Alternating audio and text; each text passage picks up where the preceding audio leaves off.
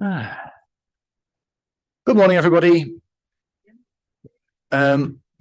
Welcome to this call-in meeting. Just to let you know, this will be my first call-in meeting as chair, so please feel free to offer advice where I go off script. However, I'm trying to follow the script this morning as much as possible to make sure I don't leave anybody out. So, my name is Councillor Galton. I'll be chairing this meeting for the benefit of those people who are watching the broadcast. So that's also a reminder for those present that this is being webcast.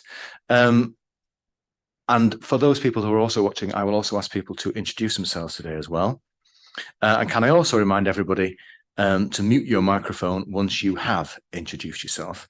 And I'll start with the board members who are currently present.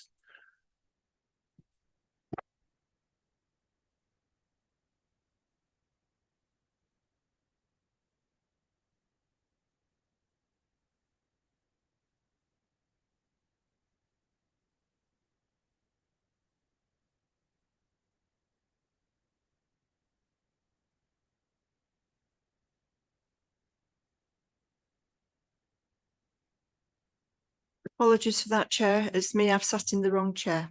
Okay. Morning, everybody. Councillor Pauline Graham, Crossgates and Winmore.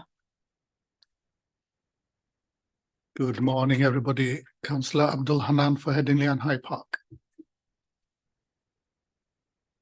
Good morning, everybody. Councillor Andy Rowntree from Kirkstall. Good morning, Kaylee Brooks, Councillor for Little London and Woodhouse Ward. Good morning, everyone. Javid Akhtar, Councillor for Little London and Woodhouse Ward. Good morning, everyone. Councillor Eleanor Thompson, Guiseley and Rawdon Ward, substituting for Councillor McCluskey. Thank you. Good morning, John Tudor, Councillor for Killingbeck and Seacroft Ward. Morning, everyone. Councillor Ali Maloney, Beaton Holbeck Ward.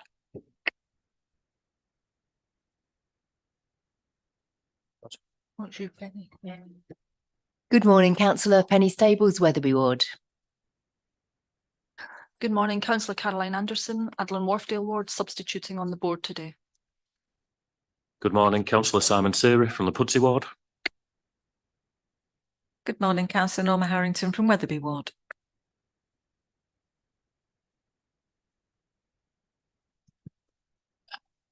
And now I'd like to invite other contributors to today's meeting to introduce themselves. Please mute your microphone once you have introduced yourself. And I'll start off with our proposer for the call-in today.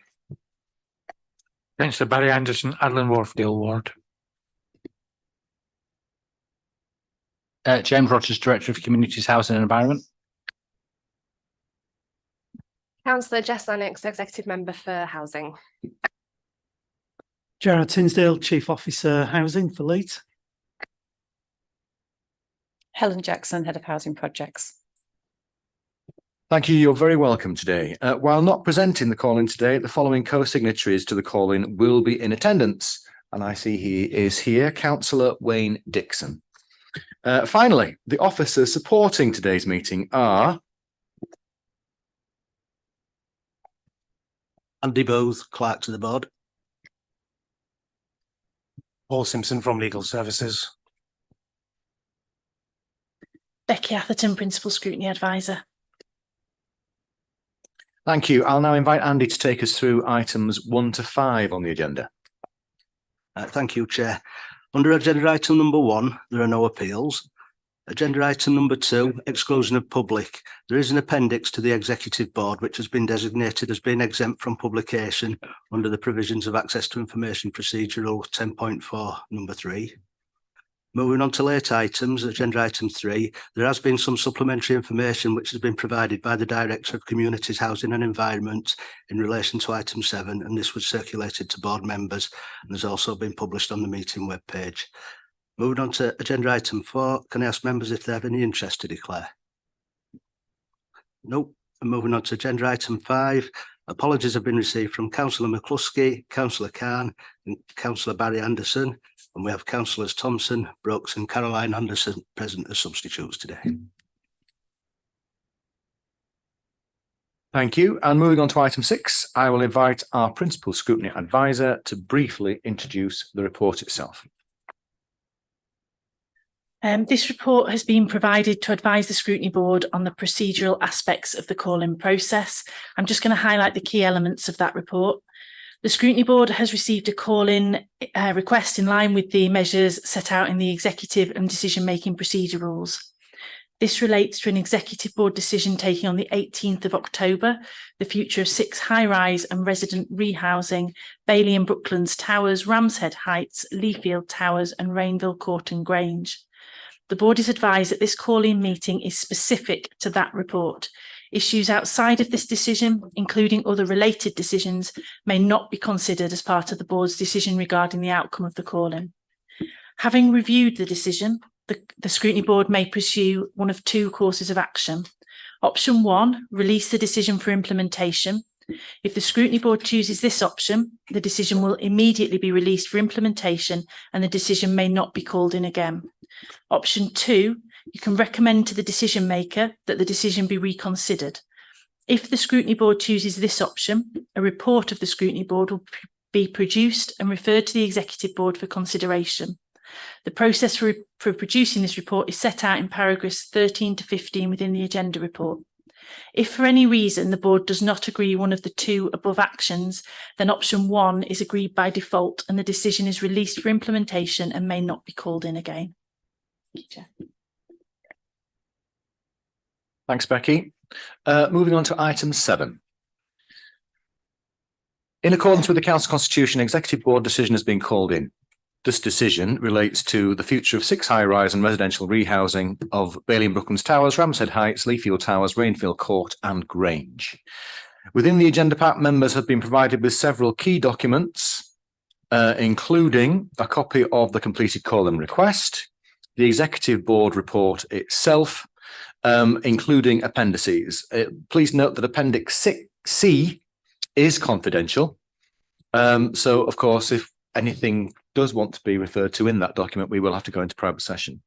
I'm now going to outline the format for today's meeting. So first of all, I'm going to invite Councillor Anderson as the nominated lead signatory to the call-in to outline the reasons for calling in the decision.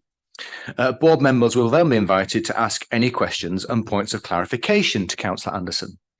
I will then ask Councillor Lennox and James Rogers to respond to the issues raised, noting that we do have other officers in the room to whom James can refer to if required for better information. Board members will then be given the opportunity to ask any questions and points of clarification of Councillor Lennox and the accompanying officers. Members may not feel there is a need to refer to the information in Appendix C. However, if members do wish to raise questions about anything relating to the confidential appendix, I will support a resolution to enable the Scrutiny Board to go into private session. Hopefully, we'll avoid that if possible. Once the board members have completed their questioning, I will invite Councillor Lennox and then Councillor Anderson to provide brief closing remarks. Once the board will then be asked to vote to determine the outcome of the call-in. Okay, is that clear for everybody? Great. We will now go to the substance of the meeting, and I hand over to Councillor Barry Anderson. Thank you, Chair. Thank you for allowing me to address you today. Just for a point of clarification, I accept that the blocks of flats are not fit for purpose. So I'm not arguing that I am very clearly saying these blocks are not fit for purpose anymore. My concerns are about going forward, not the building condition situation, which is clearly set out within the papers. You will note that this is a cross-party call-in. As signatories, we all feel that council housing, social housing, and affordable housing are priorities that we all hold as one of our higher priorities. In terms of the reasons for the call-in, I would comment as follows. 1, in terms of consultation, what were individual concerns raised by the tenants? We don't have any breakdown as to what these were. What were the questions asked when the consultation was taking place? Because some of us have concerns that some of the questions, the way that the council ask consultation questions, elicit the responses that people would like to get, instead of asking more open questions. How many of the residents are actually in full support, and how many are in support but have some concerns, and how many are against?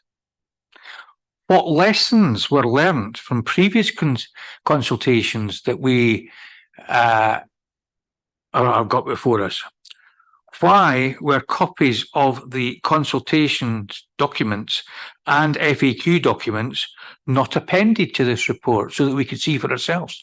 What were the questions? What were the FAQs that officers had preempted were going to be the concerns? What outstanding queries and concerns by the tenants do they have? They weren't set out in the executive report. It makes reference to them, and also in the updated report that we got, it makes reference that some of them are there.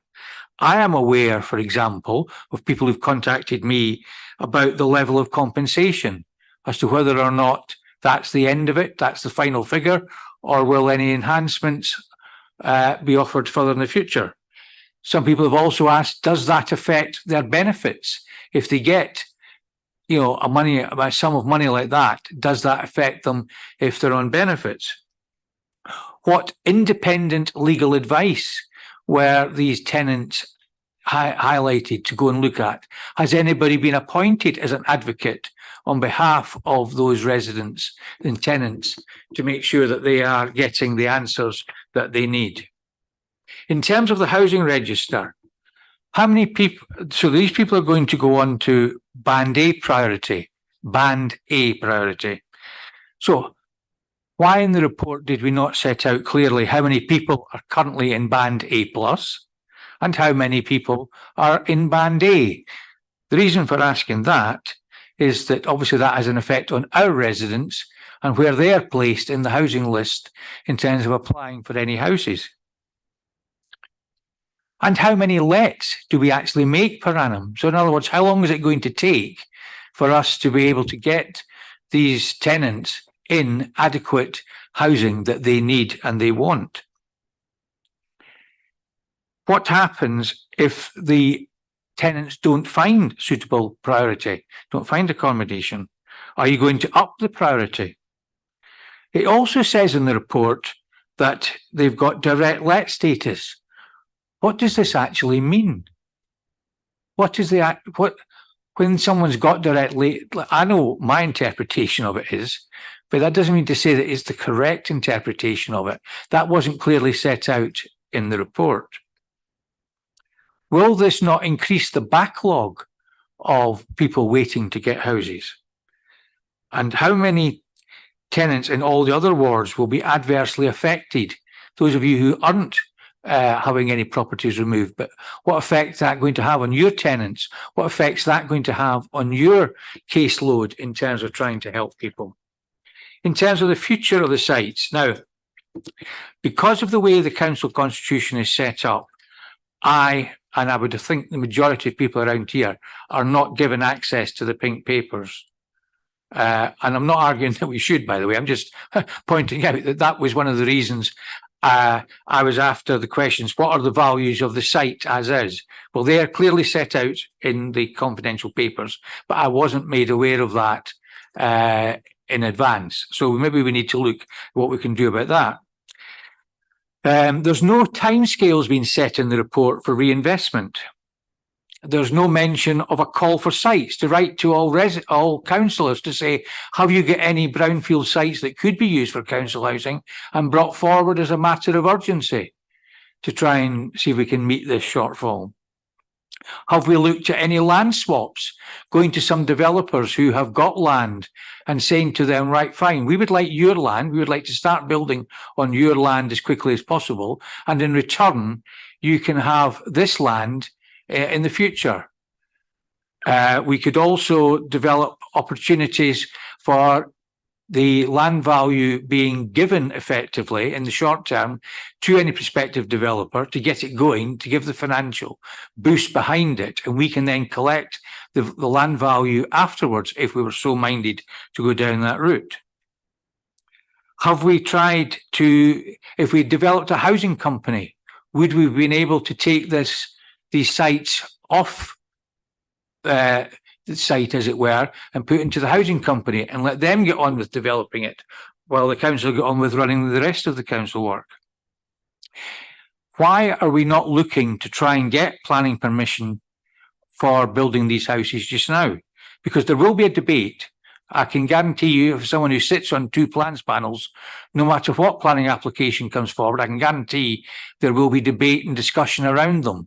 So why not have this debate as quickly as possible in the cycle so that we're smoothing things out, so that at the end of the day, for the benefit of the tenants, that they've got something to move into. And what sorts of green priorities are we looking for here? In terms of the types of housing we're wanting people to go into. Are we going to end up putting people into houses that need to be additional investment put into retrofit? Or are we going for the top quality properties to begin with? What size are the properties that we're looking to invest in? How many? What's the types of housing to be built? Is it 1-bedroom flats? Where's the demand? What access have you tried to get through the WICA funding that's available for brownfield development? How much of that have you tried to get hold of, and what have been the constraints? The government funding, I know from the briefing that I had with officers and with the executive member, we have looked to try and get homes and community money, but it would appear that the constraints that were being put on it was that it was going to have to be spent very, very quickly, and we didn't necessarily have reports prepared to bid for it just now. So there were constraints on government funding, but what more could we have done to try and move that forward? Why can't we sell the site as is now to a registered social landlord? Why can't we sell the site as is just now to a developer? What work will need to be done in the interim to these properties while people are moving out of them? How are we going to keep them safe, secure for those residents that are in there? Not all the options have been addressed. I think we need to maybe look at bringing forward some of the site allocations that are in the site allocation plan to try and see if we can get some things going there. We need house building now because the lead-in times will take a lot longer than 1 or 2 years to actually bring this to fruition. So we need to start the process of identifying the sites, identifying the housing now so that we can move it forward. The council, as do all government public bodies, have a tendency to overspend. Not necessarily through any fault of the council, just a general trend. If you look at most, so how do we build in the finance that's needed for that? And I'll come back to that later on. There's also going to be timescale slippage. How many times do we find in the council that projects that are going along well, that we all support, still have slippage in them? So it could be a lot longer before these houses are made available again. What's the carbon footprint effect going to be of the demolition? Something that we should be taking into consideration if you are on the climate emergency side of things. What the options appraisal that's in the report needs a bit more detail put on it. So what are the other various options that the tenants have got to stay? Can they stay within their own area? Are they going to be given options? What are the lessons learned from the previous demolitions, for example, in Seacroft and in Alwoodley? Is this process going to be held up until the last resident is out of a particular block? And what impact's that going to have on the investment strategy? We need to, will we need to increase the financial incentives? Will we need to start offering A+ in order to get people on? How long is too long that people have to wait? What about promises of a new property? Are these people going to be promised that they can get one of these new properties if they give up their house just now? What is the criteria going to be? Or are we hopeful that they'll be settled in a new property by that time and not want to move?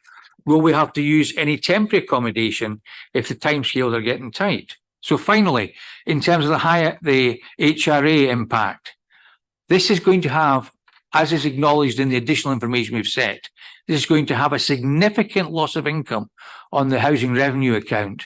Can we afford, as a council, to have our housing revenue account continuing to be run down like this? That's through no fault of the officers. They are not, it is not their fault. It was partly due to the previous government putting a hold on rents for a while, so they've never been able to increase. So I acknowledge that. So I'm not trying to point the fingers, but it will have a significant impact on the management of the housing revenue account, which will mean that there may be some reductions have to be made in some of the services that we all want for our residents as a result of funding this as it's going forward. Is it better that this work is funded from the HRA, or should there be some general housing fund use of it to try a different way of doing it?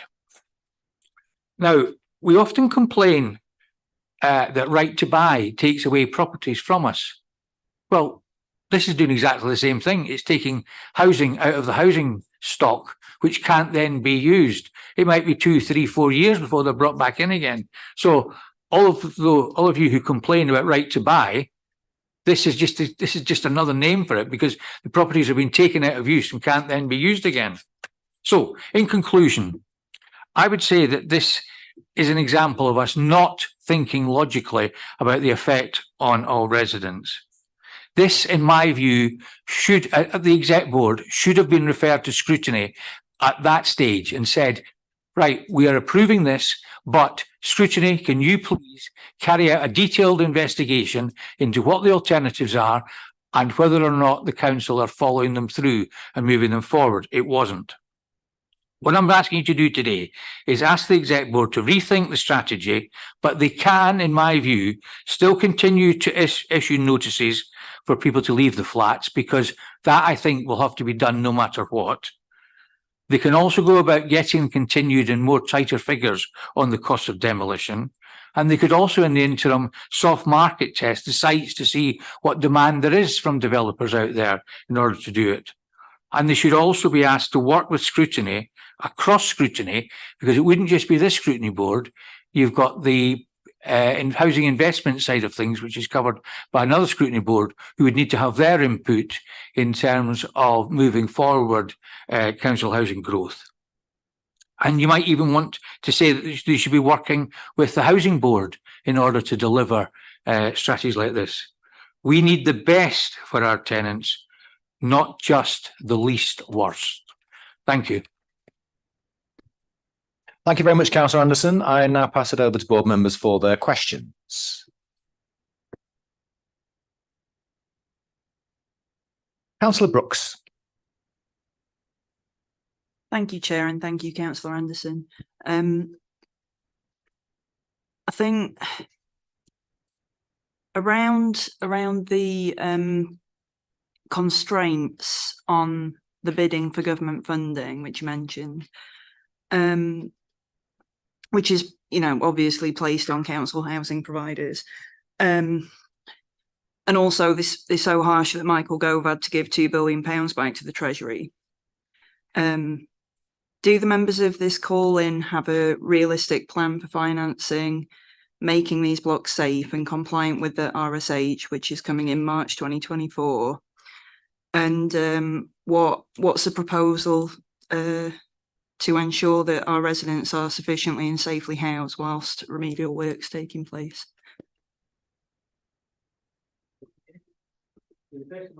No one has come forward with anything, because we do not want, we want these tenants to be moved to better properties. We want these houses to be demolished. We want the new housing to be put in place, and we want the council to look after these tenants so that they do get the housing they need and the care, and also the tenants that are being left behind, because not everybody will move out at the same rate, that the council will put in measures for antisocial behaviour, that the council will put in place measures to make the building as safe as they possibly can. The council will put in measures to make life as comfortable as possible for those tenants while they go through the process of trying to find appropriate housing for themselves, and the council in their turn trying to identify potential locations. So to the best of my knowledge, none of the signatories are saying that we should be refurbishing them. What we're saying is that go ahead with what your plans for demolition are, but you need to look at the impacts that that's going to have. That's what we're arguing, is that you've not thought through the impacts, not the decision itself. Thank you, Councillor Anderson. Councillor Graham. Thank you, Chair. I'll raise the issue again, which I raised at the previous scrutiny board meeting regarding obviously if they need to be demolished, then there should be for the safety of residents. But how long will it be before the properties are demolished? Because we don't want the same situation as we have at the highways on York Road, where how many years have those flats been left empty there? So that's my concern. How long would the flats be empty before they're demolished and then rebuilt? Thank you, Chair. I may sometimes come across as the bossy one, but I think I'll defer that one to officers, because that's one of the issues. That's one of my concerns as well. So I'm not being cheeky, but can one of the officers give an answer to that one? Just come on. Actually, Councillor Anderson, I wasn't referring it to you. I was referring to the meeting and officers. Thank you. And the officers will have a chance to give their presentation shortly. Councillor Actor. Barry, thank you for presenting this. But can I just ask you, I mean, like yourself, I represent, I think, 11 blocks in my ward, from across from Little London to all the way down to the city centre. And these are the council blocks. And over the years, we have noticed some of the blocks needs bit of improvement, and the reason being is, would you agree with me that our residents deserve a better housing and obviously facilities what they deserve, and what the proposal is before us, I absolutely understand. But the question is, some of the blocks I have seen, and I'm sure you have seen, they are not up to a good standard for our residents. So would you agree with me that sometimes I think you need to bite the bullet and try to see improvement for our local residents? Yes, totally agree that that everybody should live, should be adequately housed in properties that meet adequate standards. Now, we could have a wonderful debate about what the individual standards are. As someone who used to chair one of the Almos, there used to be a real great debate as to what level it is. But yes, I totally agree. And I actually agree with what the administration are bringing forward here, because they are trying to address that issue. What I'm arguing for is that they've gone part of the way down the line. They've made the decision, but what I'm arguing is they haven't looked at all the other consequences. How can they bring the money in? Now, in your area, for example, there was the PFI that was brought forward in your area, which wasn't very successful, because the PFI, the way it was originally going to be within your area, had to be stopped because one block was taken out, or one area was taken out, because of the feeling of local residents. So fine, that was done while I was the chair of the Almo. So I appreciate that not every model, the PFI model, did not suit the residents at the time. And quite rightly, the Almo made the decision to come back from that. That's what you call listening to the concerns of local residents. And what I'm arguing here is, what are the concerns of local residents? How can we address them? How can we put in place an investment strategy for all high-rise blocks in the city, not just these ones, but the ones in the other areas?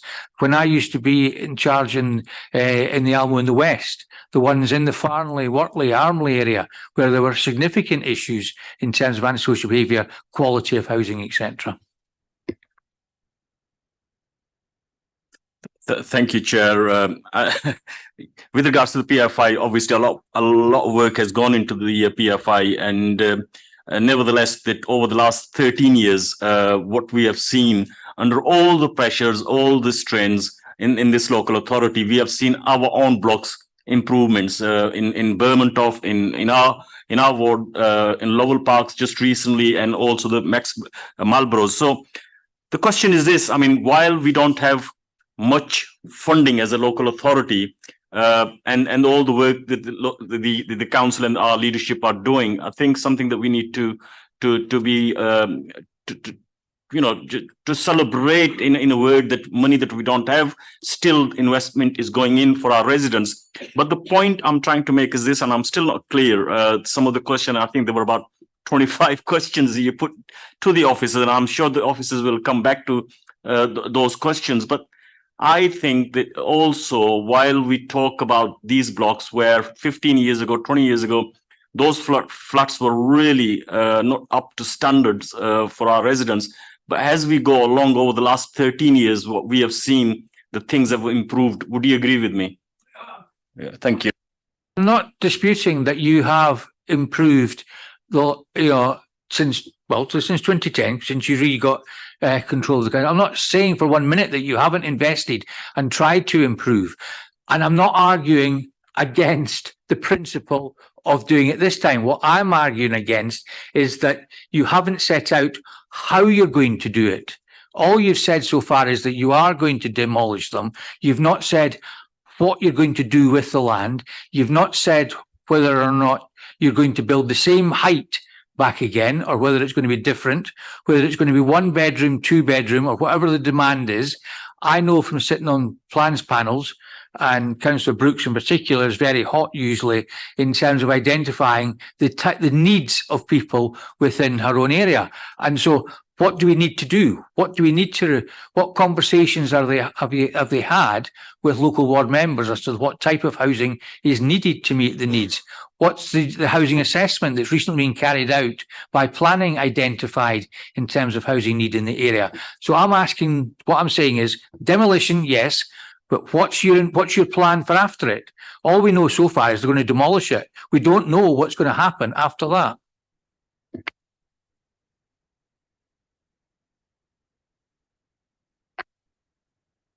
Yes, thank you, Councillor Anderson. I don't see any other indications for questions for you, so you can relax a little bit until further towards the end of the meeting. And I'll now invite Councillor Lennox and her team to bring forward the counter argument. Thank you very much. So I'm going to, I'll start by going through a few key things, and then I'll ask colleagues to come in. So thank you for the opportunity to come and give further detail about the decision that's been proposed here. I think, although point taken from what Councillor Anderson has said, they are the call-in is not about reversing the decision to demolish. I'd like to give a little bit more context about how that decision was arrived at, because I think that will inform more of the discussion about how we plan to manage the moves of people and also what the plan for the future of the sites will be. So in Appendix B of the original Exec Board report, which is the options appraisal summary, various options are presented and the costs of them are presented as well. And it's really important that we're clear that to do nothing or to scrap the decision or to pause the decision about these blocks would not address the need for major structural updates and would severely limit any capacity for improvements to energy efficiency or conditions for the residents. It would also leave us with an unacceptable risk of not being able to achieve a building occupancy certificate from the regulator of social housing early next year. And this would mean that residents could not live in those blocks anyway and would need rehousing anyway. And moving on to the option of full refurbishment and whether that would prolong the life of the blocks, it would still require them to be completely emptied of residents while that work took place, which would be approximately 2 years to empty the blocks and then an estimated 3 years per block to do that work, meaning that it could be 2029 at the very, very earliest before the refurbished flats could be before all of the refurbished flats could be reoccupied.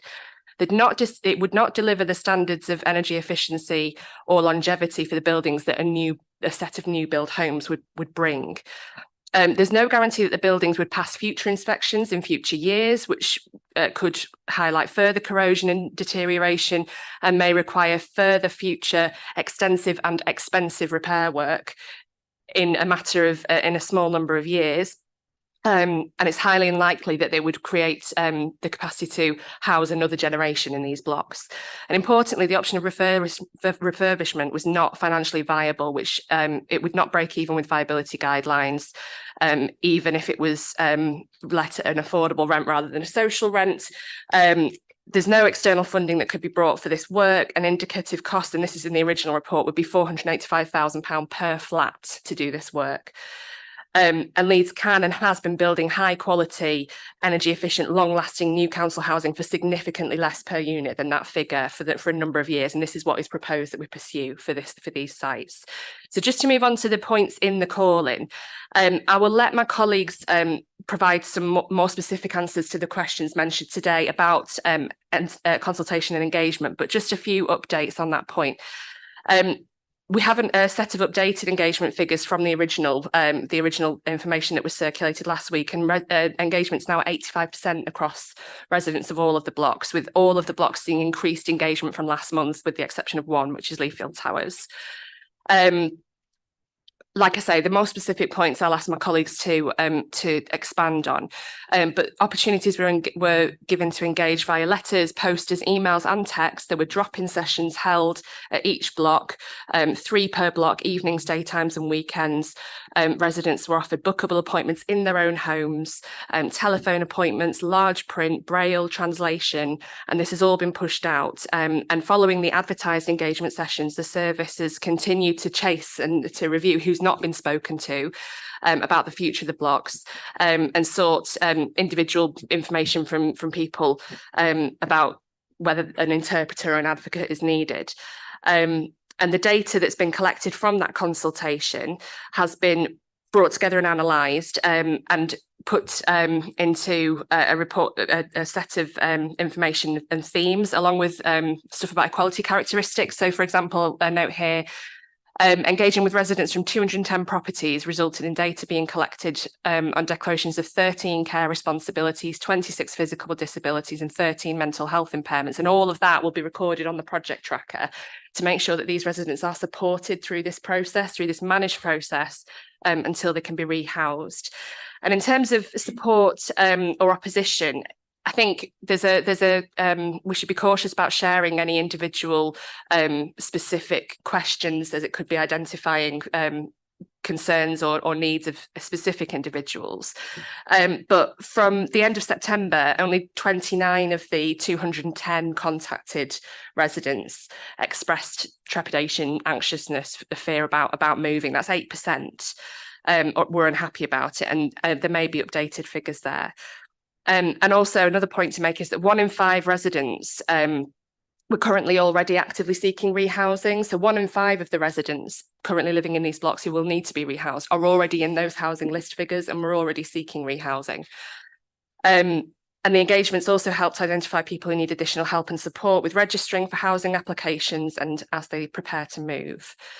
So to move on to point 2 of the call-in about the pressures on the social housing register. As has been mentioned, the service has got a requirement to ensure that all of our tenants live in good quality, decent homes. The repairs required to the blocks are extensive, and for this reason, whichever decision was taken, as I've said, tenants would have had to have been asked to leave their homes, and this rehousing process would have had to have happened. It's unfortunate that we could lose 360 units at a time when demand is high, and that while our list is very high. And it is possible it'll mean a minor delay on applicants bidding for alternative homes across Leeds. However, this will be done in a managed way over a 2 to 3 year period. And the decision to award Band A to the residents of these blocks is in practice not going to mean that they will get priority over other residents already waiting on Band A with maybe a combined issues of overcrowding, health issues, adaptation needs.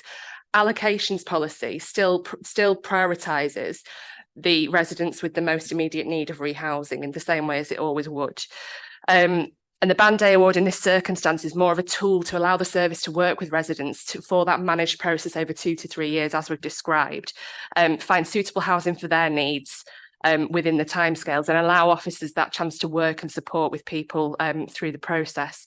And this would have had to happen whatever decision was taken again.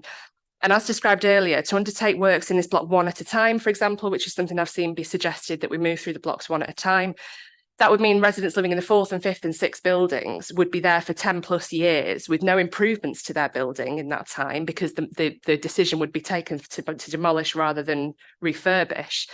And leaves us in a situation, as had been mentioned, where the RSH could not issue us with occupancy certificates, meaning they'd need to be rehoused. Tenants will receive choice in the terms of where they're rehoused, and based on a similar situation like what happened with the highways blocks, only 1 flat there had a possession order made and all residents were rehoused, in the vast majority into council houses in an area of their choice, but there will be lessons that have been learnt from that, which I'll let colleagues expand on. I do think it's important that we note some of the more wider context about social housing waiting list in Leeds and nationally. Leeds is a national outlier, along with a handful of others, when it comes to the scale and scope of our council housing growth programme, and the work we do with our registered social housing partners to deliver socially rented housing in our areas.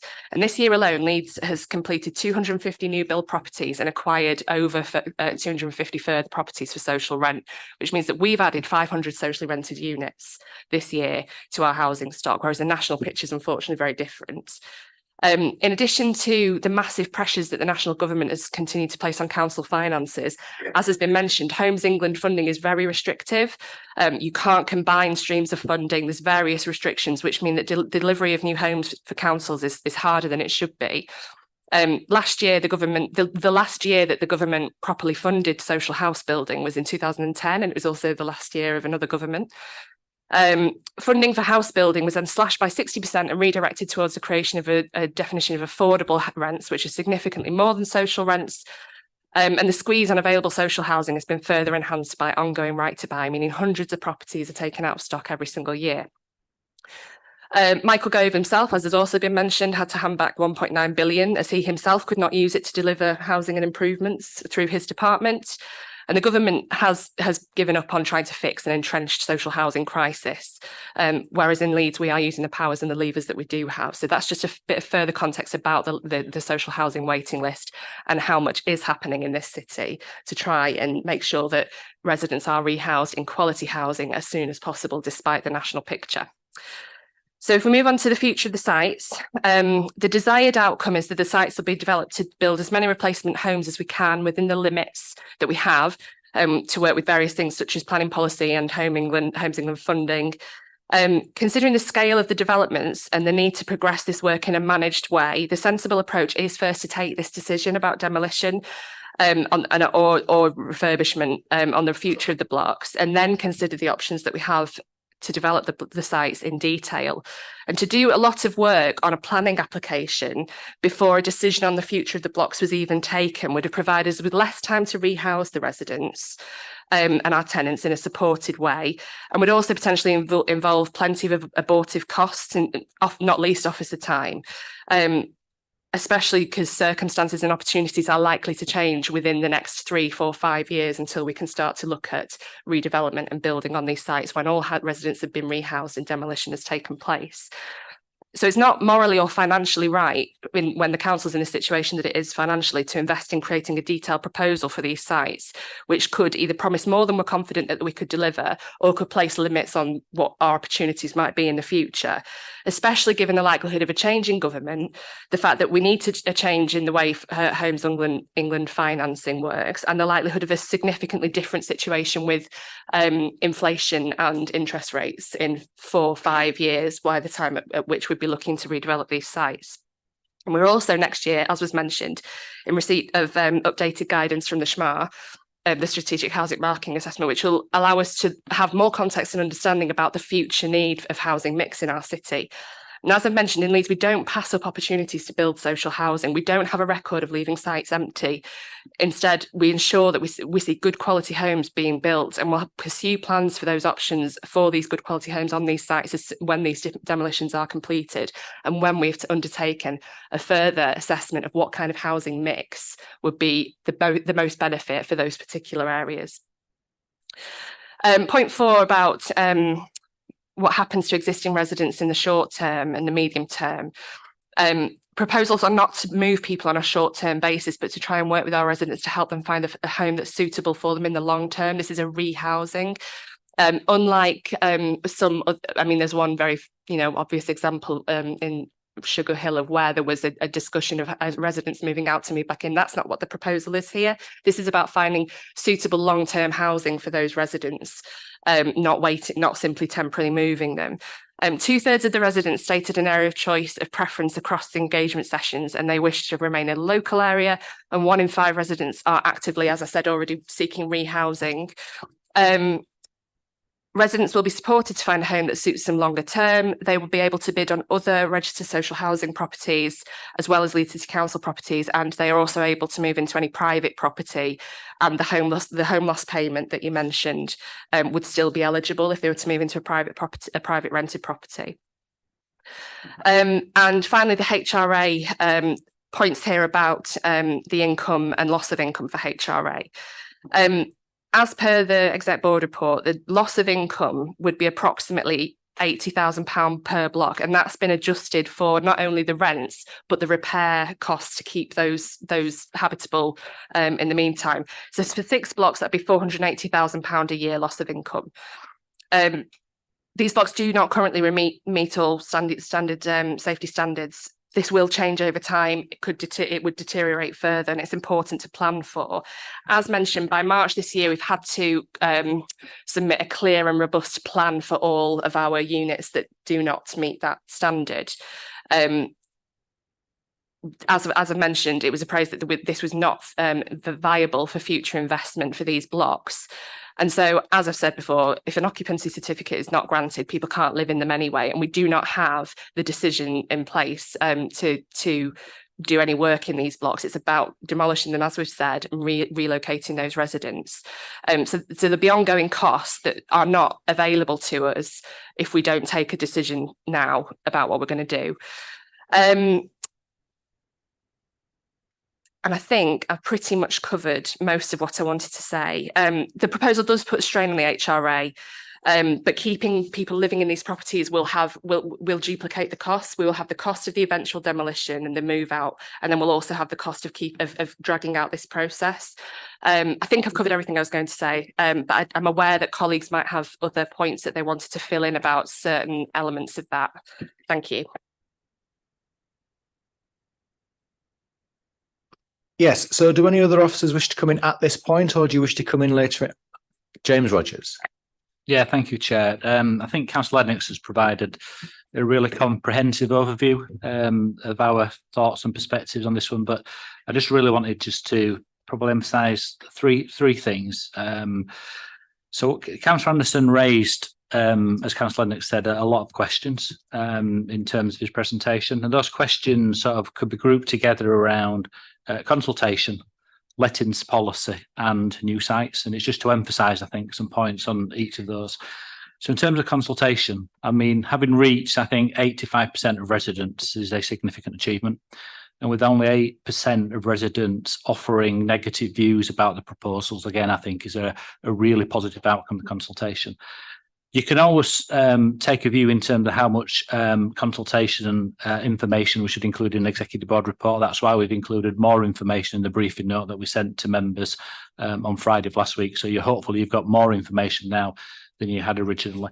On the lettings policy one, a number of questions that were raised by Councillor Anderson around how that would work and the detail of it. All I would say on that is that we have got a very clear lettings policy which has been agreed by elected members, and that's available publicly on the council's website for anybody who wants to learn more about that. And then I think the most significant area is the new sites, and Councillor Anderson raised a lot of questions around new sites. And I think this is really the nub of the issue. I think the extensive nature of Councillor Anderson's questions sort of signify the amount of work that needs to be done to consider what we do looking at the future of these particular sites. And yes, we could pause this decision in order to do that work, but knowing the detail of those processes and the complexity of them, it would take at least 18 months, 2 years, in order to answer all the questions that Councillor Anderson has raised, to come back to members with very clear thoughts and proposals around the future of those sites. That would then be delaying the decision that we're now taking, which we believe is in the best interest of the residents, so we can now start planning for their future. And the key for us on this one is that having a longer term strategy done in a managed way enables us actually to run two things in parallel. One is to sort the futures out for the current residents, and then the second is to work out the best way forward for the sites in detail. If we didn't do it in the way that we are doing it this time, we would run serious risk of either spending HRA monies significantly on just maintaining buildings that we're not going to have in the portfolio in the medium to longer term, and that could extend to as much as 4.2 million being required if we were to delay this particular decision. And then I think more fundamentally, more importantly, in that every social housing authority has to make sure that it's got safety certificates in place for its high-rise blocks, which these would fall under by March 2024. If we don't have a clear plan in place by March 2024, which is what this report is seeking to do, there is a high risk that we could not get a safety certificate for those buildings, which clearly puts a high risk in terms of the system about what we would then have to do urgently to respond to that. Thank you, Chair.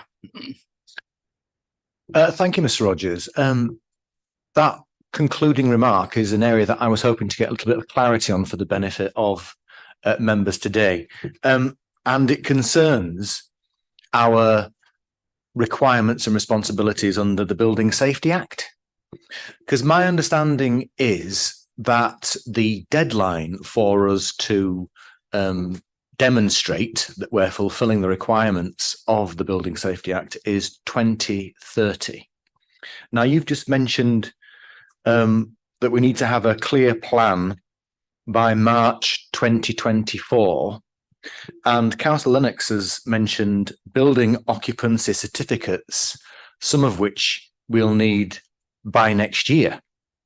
So, and I think the background to this call-in and to the general concern around the decision is around the timescales and whether they are necessarily on the schedule that's been presented for the decision. So just for clarity, building occupancy certificates, are these something that we self-declare ourselves? Do we do our own self-assessment and report them into the centre?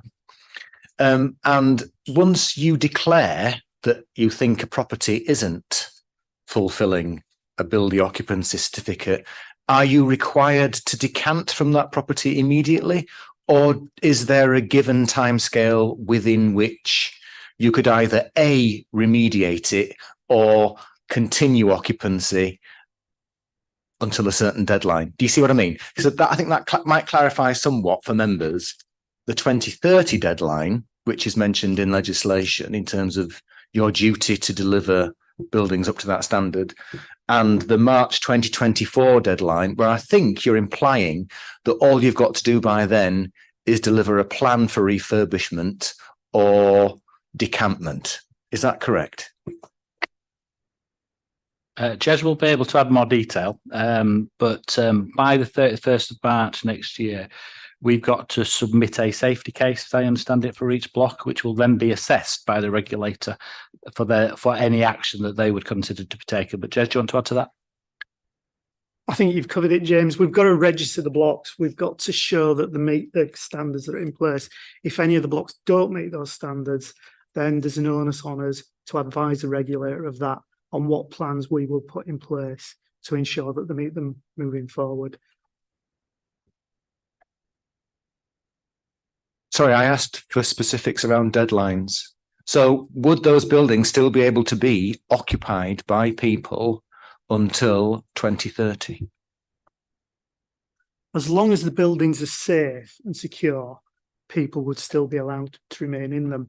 If there's particular fire risks, then we would have to consider what we would do with those individuals at that point. Thank you for the clarification. I'll open up for other questions now. Councillor Anderson. Could we have a figure on the number of people on Band A plus, please?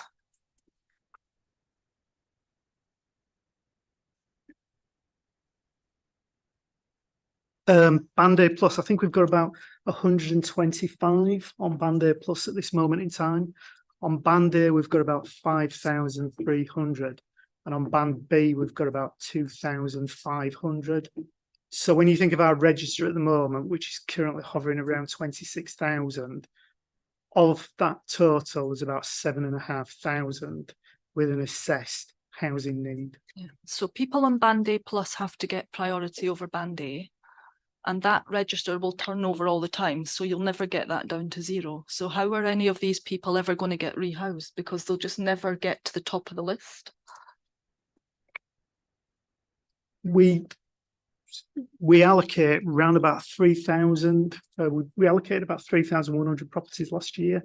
And At this time last year, I think we had about 6,000, just over 6,000 on Band A. We've reduced that number, as I've said, to about 5,300 now. Not everybody that has Band A plus will be chasing the same properties that we advertise, that other people on Band A will also want. So we're confident that we'll be able to help people, certainly in Band A plus, but in Band A as well moving forward. And an example of that would have been when we carried out a similar exercise to the one we're discussing today with the highways blocks in Seacroft. The vast majority of those got Band A and direct let, and we were able to allocate and rehouse all of those in areas that they wanted to live in moving forward. And we didn't have to take possession of any of those flats. And just to be clear on Band A plus is not necessarily a higher priority than Band A.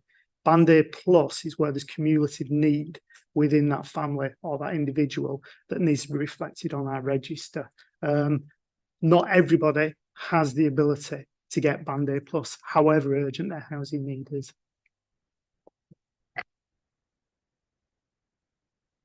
There's an awful lot of contradictions in what's been said between Councillor Lennox's statement and James Rogers' statement. So people want to remain locally. You've got that through the consultation. So have you got 360 properties locally in those? I know they're not all in the same area, these blocks are across the city, but have you got these properties available locally if people want to stay? And what happens if people don't want to move out because they're not happy with the choice that they're being offered? Because you could be held hostage by one or two people in each block.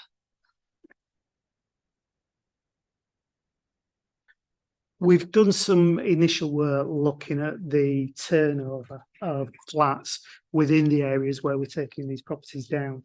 And that's why we've estimated that by 26, 27, we will have been able to rehouse everybody roughly within that immediate area. There is some people from consultation that want to move outside of the area. I can't remember the figure. I think it's in the report. I think it's 9 or 10% or something that will also support them to move out. And just to reiterate from the previous example with the highways, we were able to do that successfully without having to take possession of anybody. Nobody will be allowed to remain in the block indefinitely, but we'll work with them and we'll support them to find them a more reasonable, good quality home for them to move into.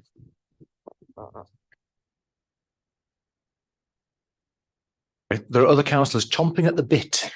Can I please bring in Councillor Rowntree? Okay, I'll demur to Councillor Lennox to further respond. Thank you. Just for clarification on the point I made, of the residents that have stated an area of choice in their applications, which is not all of them by any means, 2/3 have indicated that they would like to stay in the local area. However, that translates of all residents, according to the report, to only 20% of households have stated they'd like to stay in the same area. So it may be that they've not stated that an area, or they've stated that they'd like to move out of area, but at present 20% of people have stated to remain in the same area. Thank you, Councillor Rowntree. Thank you, Chair. There's two things I'd like to ask, if you permit me. The first is to ask Councillor Lennox and the officers whether they'd agree with me from the figures that they've presented, and also what Councillor Anderson has elicited in her question here. We're talking about round about 5,000 households on Band A. And as a result of the proposed demolition, we're talking about 360 households displaced, of which a fifth, as I understand it, are already seeking rehousing, are already on a waiting list.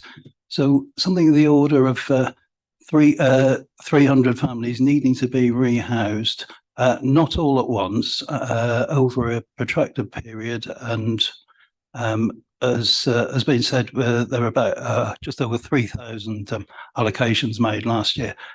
This does sound to me like something that needs to be addressed, but is manageable, and over this kind of period needn't be regarded as catastrophic. It's something that the system could cope with. Am I understanding this correctly?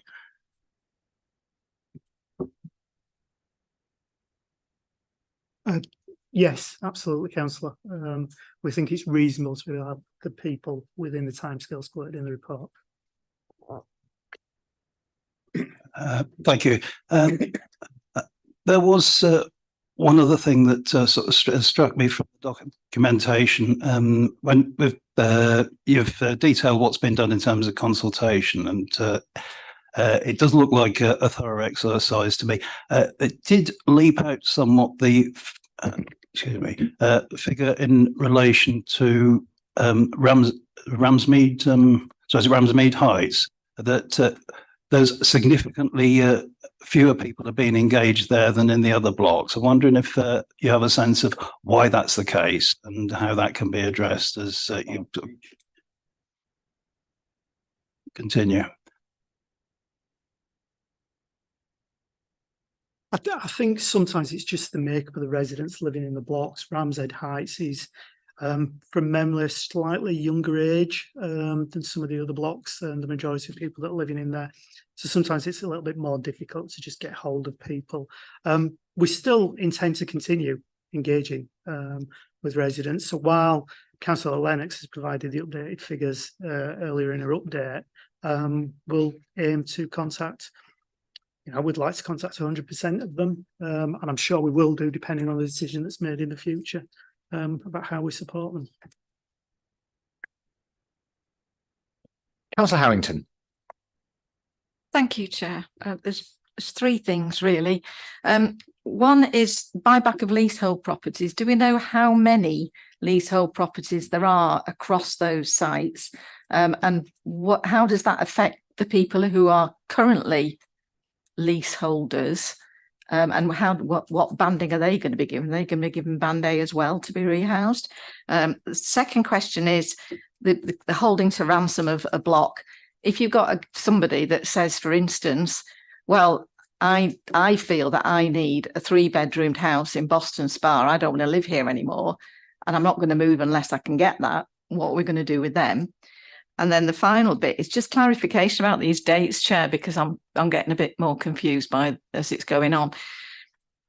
The last officer that spoke seemed to suggest that we will be able to move people out up to 2026, 27. So Councillor Lennox's suggestion that if we don't get the certificates by 2024 was the insinuation was that we'd have to move the people out straight away. So which is it? Thank you. I'll take the first 2 points and I'll hand over to Helen for the third one. So the first one, in terms of leaseholders, we've just one leaseholder, and we're working with that individual at this moment in time. I don't think I can really share too much about that, given it's a public meeting. In terms of people holding us to ransom, I suspect somebody might choose to stay one of the blocks right to the end. We do have an opportunity to apply for possession of the property through the courts, if that's the case, assuming that the decision is made to demolish. And part of that order that we get from the courts would be on the basis that we make a suitable offer of alternative accommodation. So we'd identify a property, we'd hold that, we'd go to court, we'd ask for possession. If that tenant wasn't engaging with us, we've never had to do that. And I'm confident we wouldn't have to with these as well. And I'll hand over to Helen for the third question. Thank you. So this is in relation to the timescales, some clarification there. Okay. So March 2024 is when we'd have to submit a safety case. Our decision that states that we will manage the decline and continue to do immediate repairs as required, and a longer term plan to demolish will be sufficient to be the safety case for the longer term proposals. Without that decision in place, that there will be a decision to demolish, there would need to be much more detail about what the longer term investment would need to be. So if at March 2024 we were not able to outline the clear investment plan in the blocks, the risk is that we would not be granted that certificate, and that would then mean that people would be immediately needed to be decanted without all the care that we're trying to give people in terms of supporting them into the appropriate longer term home.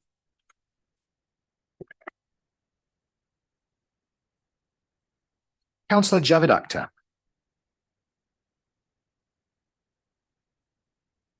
I mean, I was just going to respond to some of the comments which were made earlier on. I mean, my day job is that I know this particular area really well, where all these blocks are. Some blocks, obviously, it's hard to reach those communities, which I absolutely understand. Now, with regards to rehousing of all those people that will be seeking for rehousing. Now, if you look at each area where these blocks are, I'm sure the officers will agree with me that we do have more council stock than elsewhere in the city. For example, if you're going to demolish a block in London, we would struggle to rehouse 50 families in London or in Hyde Park. But however, if you take block away from Seacroft, for example, there might be facilities in Seacroft, Sawcliffe, and there are surrounding areas where communities can move in, having a same communities living in under the same umbrella, if you can understand the point I'm trying to make. So I'm just trying to clarify some of those areas. I mean, with the young people, sometimes it's hard. I mean, with us as a politicians as well, when we go out for door knocking, whatever time of the day we go, whatever day of the week we go, not everybody's going to be in, and it's very difficult to get hold of people. So I absolutely understand that on some blocks, that's why the turnout is pretty low, but it's still better than my door knocking results.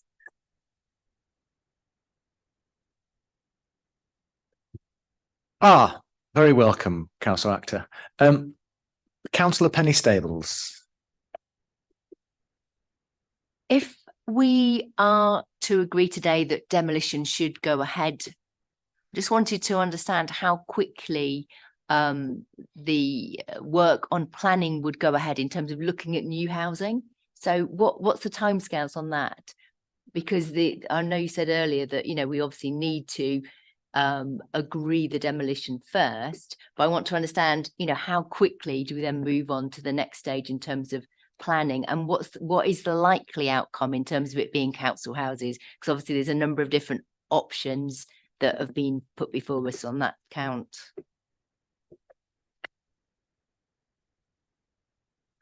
It's sometimes difficult to read the future in terms of legislation, funding streams, what grant opportunities might be there in the future.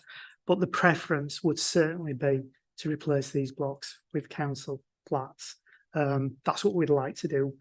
Certainly when we speak to people, the preference is security of tenure, and that's what we'd want to give them. And obviously good quality, new homes with efficient heating that's a lot cheaper than some of the existing stock that we've got. In terms of timescales to get there, again, it's really difficult to put an actual date on that, because we need to consider every option that's out there and available to us. Councillor Anderson, in his opening statement, mentioned a number of different options, and they're things that we'll be working with our partners in the council, predominantly city development, to see what we can do and what we can develop. But just going back to the highways, because that is an example of this, we're currently working with city development at the moment. We're getting planning requests going in to build new good quality council homes there, and we've looked at the viability and the cost of those and think that that's something we can deliver. Sorry, just to follow up. Yes, very quickly. please do. Just in terms of timing, so I appreciate what you've said, that it's difficult, but can you give any sort of estimate, because we've got no idea how long this is going to take?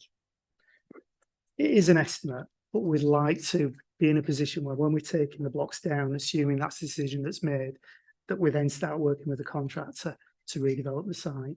That's about 2027 where we'll be at that stage. As I said, there's a lot of work that we need to do between now and then to confirm that.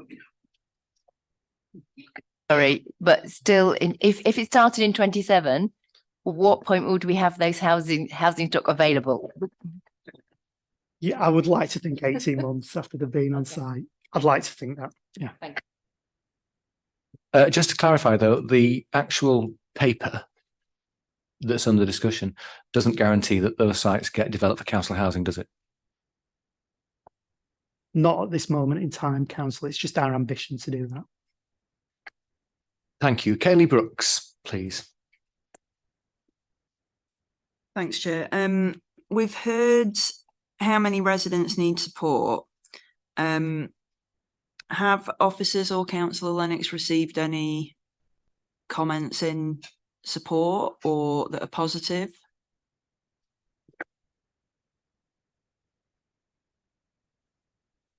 I have, as the exec member, not seen all of any written consultation responses because of obviously there'll be data privacy, reasons why they wouldn't be shared. However, I have had direct contact from 2 different people who live in 2 different blocks, both of whom have said one of the lines that was there was that their mental health has significantly improved now that they've learned that they will be moving to a new to a different property. They understood that it would not be a new property.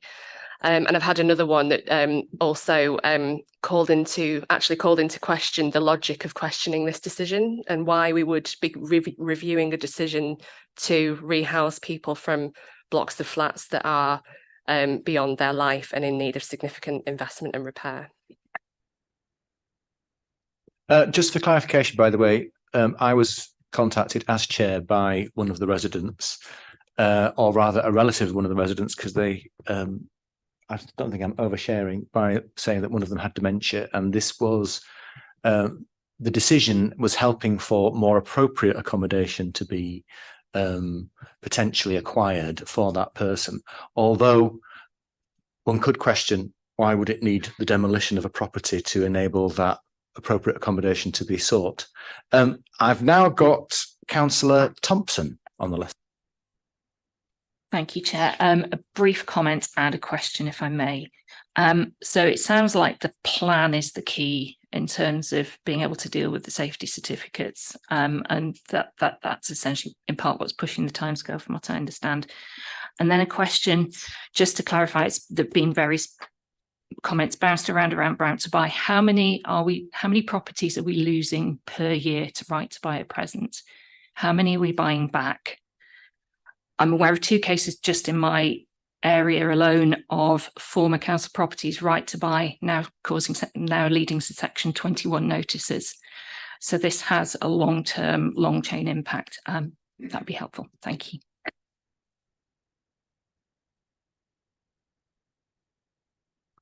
In terms of Right to Buy, we had a record number last year, Councillor. We sold 673, I think it was, properties through Right to Buy, and certainly for the years prior to that, we've been selling roughly just over 600 a year. So it's reducing our stock significantly.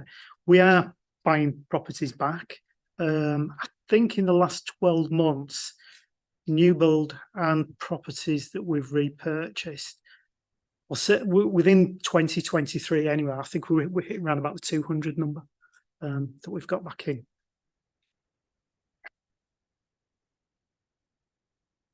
Thank you. I now have Councillor Graham. Thank you, Chair. I'll go back to the point I raised at the beginning regarding how long the blocks would be empty. And the highways is still a very embarrassing situation.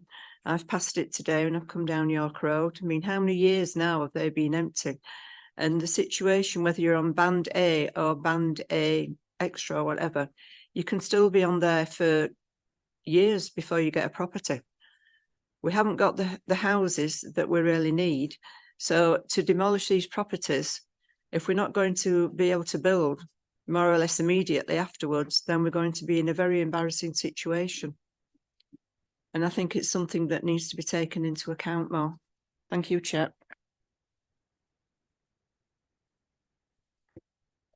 I would agree, Councillor. It took us longer than we would have liked to start demolishing the highways. There was the pandemic, obviously, that had played a major impact in timescales for us to do that.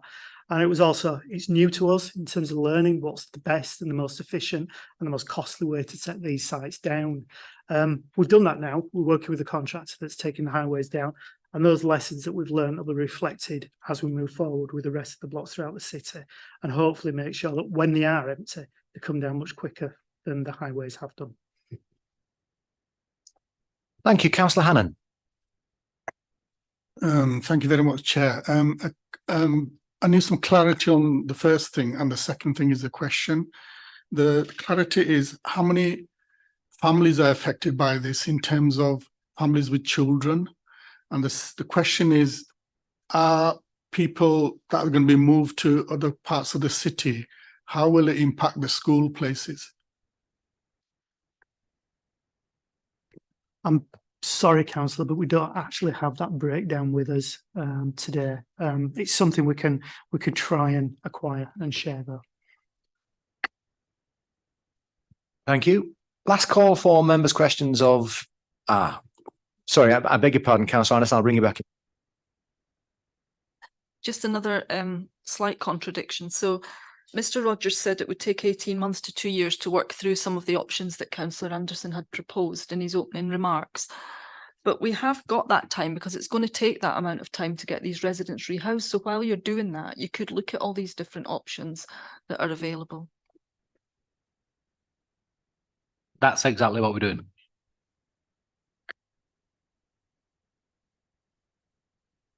Okay. Thank you for your questions, members. Oh, a final one. Oh, the pressure. It's one of those occasions where I find myself in agreement with Councillor Anderson that we need the best for our tenants, not the least worst. And it's not right to let certainly in my ward, quite a lot of LD, low income residents stay in these old blocks. Wherever they're going to be going to, it's going to be better. And the bigger picture is that whatever new accommodation gets built in its place will be better, higher quality, higher standard, more energy efficient. So the scrutiny has been fantastic. It's really nice to see good toothy scrutiny. As I say, I find myself in agreement with the Councillor Anderson, perhaps not in the way that he'd wish, but I think this, I could support this as what I believe is the best for these tenants and for Leeds. Thank you, Councillor Tudor. I now pass over to Councillor Lennox for her closing statement. Thank you, everyone. I mean, I won't go through. We've really gone through some detail and drilled down into a lot of the potential pitfalls that could be found here. I just thank everybody for their engagement with the issues of how desperately in need we are of bricks and mortar for people living in the city, bricks and mortar of a very good quality. And I'd hope that people would agree that this allows us to take a proactive, managed step to rehouse people out of currently, substandard, in need of investment housing at an appropriate rate and create more high quality housing in the city. Thank you, Councillor Lennox. Councillor Anderson, your final remarks, please. Yep. Again, just to reiterate, I'm not suggesting that we maintain these properties as is. I do concede they do need to be demolished and replaced with council housing, social housing, and if not, we then, unfortunately, you would have to then look at alternative other types of housing. But that's what I'm arguing for. And what I wanted to see in the report was plans that you actually had firm timescales that you could be held to account for as to how you're progressing this. We've heard today that, yes, you're going to do it. And to be honest, having worked with the officers concerned, I don't doubt that they will work. All I was wanting was firm timescales that were written down that we as Scrutiny and as elected members can then hold them to account as to why are you behind, why are you a few months behind, why are you a year behind, are you getting the funding in? So it's so that we can monitor a bit better. I am a bit perplexed over this occupancy certificates. I'm not arguing that, if they're not suitable to be occupied, we shouldn't be asking people to live in them, whether, we should not be making these people live in them. So the quicker we can get them out, the better. But what I was arguing is you didn't appear to have a clear strategy for doing so. You've argued today that you have, so fine. Look, we've had a good debate, and can I honestly say, I think this shows Scrutiny in its best light in terms of the way that it has been debated. There's been a proposition put forward, there's a counter view being put in, and you need to then decide what's the best thing for it. And I think that's the way Scrutiny, to be quite honest, should be done, that it's done in that fashion. The final thing I would say is there's been no concession that Scrutiny will be fully involved in these debates and discussions going forward. If you do decide to release the decision, can you at least consider putting in a rider that scrutiny should be involved at all stages and kept involved with this? If you are minded to go down that route, I'd prefer you to go with my original suggestion that you defer it for a while, but not being a total ignoramus all the time, I can read the runes in the room. So it's a way of moving forward and trying to have something that we can utilise. Thank you. Thank you, Councillor Anderson. I'm afraid it's something we can't oblige the administration to do, but I'm sure that they will take your comments on board and offer us that voluntarily. Thank you. We're going to move to the vote now, if that's okay. So if we're going to go through member by member, and you're going to be basically deciding to go for one or two options. So option one is to release the report as it is, and option two is to recommend the decision maker that the decision be reconsidered. So option two is the one that you choose if you're going to support Councillor Anderson's call-in, whereas it's option one if you wish to support the current administration's plans. So we will go through the membership by alphabetical order. So Councillor Actor, do you wish to support one or two? One, Chair. Councillor Caroline Anderson. Option 2, Chair. Councillor Pauline Graham.